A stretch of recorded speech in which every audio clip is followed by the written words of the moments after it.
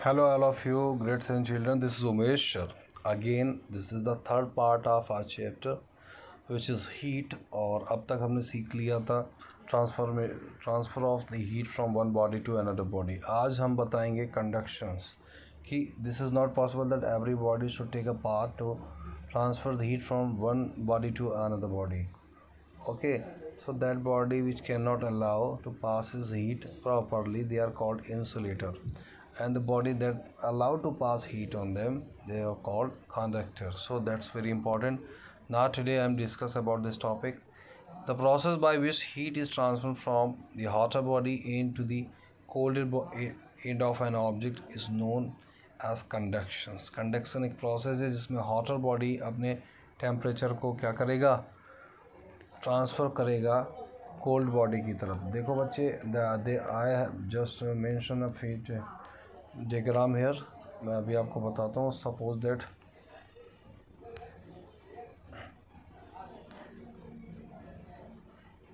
Just a second. Actually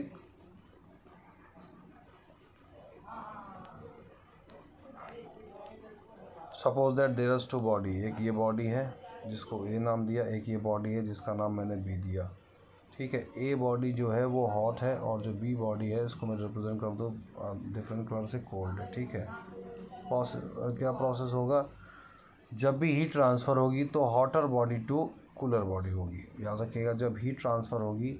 और कब तक होगी, जब तक दोनों बॉडी का टेम्परेचर कांस्टेंट नहीं हो जाता, इन द सेंस दोनों का टेम्परेचर सेम नहीं हो जाता. फॉर एग्जांपल, एक आपने बॉडी ली जिसका टेम्परेचर था 70 डिग्री सेल्सियस. बॉडी मीन्स कोई ऑब्जेक्ट लिया, and the second body will be what, suppose that 20 degree Celsius temperature. तो क्या होगा, दोनों के बीच में अगर आप कॉन्टेक्ट बनाएंगे, कॉन्टेक्ट बनाने के बाद क्या होगा कि हीट जो है वो ट्रांसफ़र होगी. हॉटर बॉडी 70 डिग्री सेल्सियस है, टेम्परेचर ज़्यादा है, यहाँ से ये टेम्परेचर को ट्रांसफ़र करेगी. कब तक करेगी, जब तक इन दोनों का टेम्परेचर कांस्टेंट नहीं हो जाता है. और टेम्परेचर कांस्टेंट होने के लिए देखिए क्या होगा, ये इसको कुछ टेम्परेचर देगा. सपोज दैट इसने पहले 10 डिग्री सेल्सियस दिया, यहाँ 30 होगा, फिर 10 दे देगा, तो यहाँ पे कितना हो जाएगा, 40 हो जाएगा, और यहाँ पे 50 हो जाएगा, फिर 5 दे दीजिएगा, यानी यहाँ पे 45, यहाँ पे 45. यानी कब तक टेम्परेचर देगा, जब तक दोनों बॉडी का temperature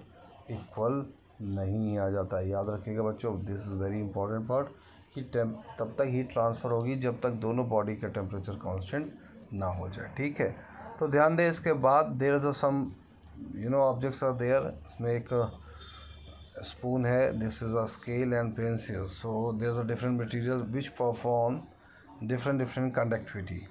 So do all the substance conduct heat easily? No, all the substance cannot. You must have observed that the metallic pan for cooking has a plastic or wooden handle. बहुत सारे जो भी हम लोग ऐसे utensils use करते हैं in kitchen, so they have a wooden और plastic handle. Why? Because वो उनमें हीट का इफेक्ट कम होता है और हम उसको ईजी से पकड़ लेते हैं. वो कुकर हो, कुकर में देखो ब्लैक हैंडल होता है, या कोई भी ऐसे अलग यूटेंसिल्स हो. Heat water in small pan, एक छोटी सी एक्टिविटी होती है. और beaker collect some articles such as steel spoon, plastic scale, pencil and divider. Dip one end of each of these articles in the hot water, wait for a few seconds, minute, touch the other end, inter your observation table. बच्चे देखो, अगर आप अलग अलग object इस पर डालोगे ना हॉट वाटर पे, आप पाओगे जो भी मेटालिक ऑब्जेक्ट होंगे वो ज़्यादा हीटेड हो जाएंगे कंपेरेटिवली नॉन मेटालिक ऑब्जेक्ट के.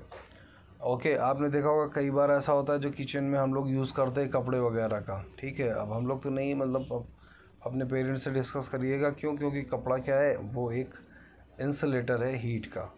The material which allow to heat pass through them easily are called conductor of heat. ये आपको लिखना है, what is conductor, आपको लिखना है the material which allow heat to pass through them easily is called conductor.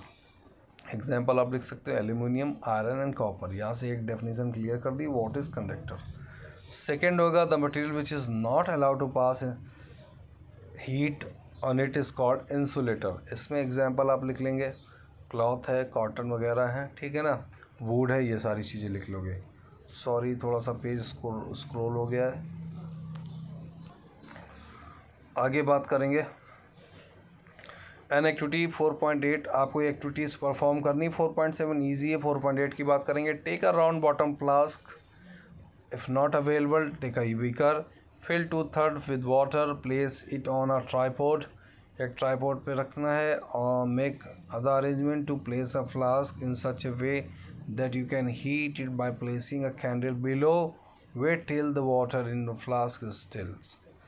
Place a crystal of potassium permanganate at the bottom of the flask gently using a straw.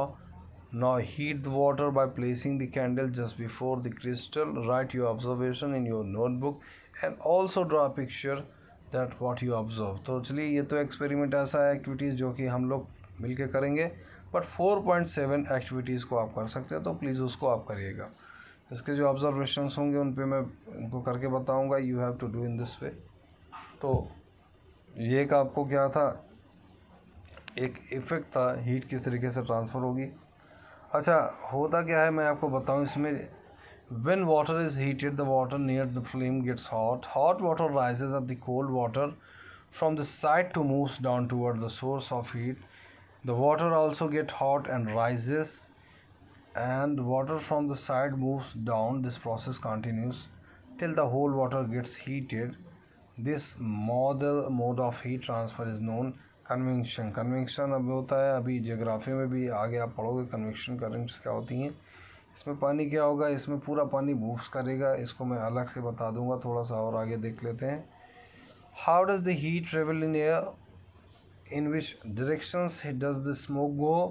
The air near to heat sources gets hot and rises. The air from the side comes to the places. In this way the air gets heated. The following activity confirm this idea. Let's say children, heat travel करती है air में और ये upwards travel करती है। That's जो activities है इसका इससे मैं कनेक्ट करा दूं। आपने देखा होगा जो स्मोक है it always go to upwards, ऊपर की ओर जाता है। मीन जो हीट होती है वो ऊपर की ओर राइज होती है। इसमें भी क्या होगा, जब हीटेड होगा वाटर ही ऊपर की ओर उठेगा, ऊपर की ओर उठेगा, किनारे से भी ये मूव करेगा। ये पूरा प्रोसेस कन्वेक्शंस होंगे, ठीक है ना। तो यहाँ से एक चीज़ और क्लियर हो गई कि जो ये इस वाटर में हो रहा है ना, सेम अब एक्सपीरियंस हमारी डेली लाइफ में हमारे इन्वायरमेंट में होता है। सन की हीट के थ्रू वाटर क्या होते हैं, इवापोरेट होकर के ऊपर की ओर उठता है। तो एक ये एक्टिविटी 4.9 है, इसके बारे में अभी बात नहीं कर रहा मैं, यहाँ तक ही आज रखेंगे। आज 3 चीज़ें आपको समझ लेनी, इंसुलेटर, कंडक्टर और एक वो एक्टिविटीज़ कर लेनी है। और आप ऐसा करना कि इसको एक केयरफुली एक बार पढ़ लेना। और कन्वेक्शंस मैं आपको एक अलग तरीके से बता दूंगा, वो बहुत ईजियर वे होगा, उसका वीडियो मैं इसी पे प्रेजेंट कर दूंगा, ठीक है बच्चों। प्लीज़ यहाँ तक कर लीजिएगा, कोई डाउट हो कमेंट्स करना, वीडियो को लाइक कर लेना, शेयर कर लेना, ठीक है। Bye, take care.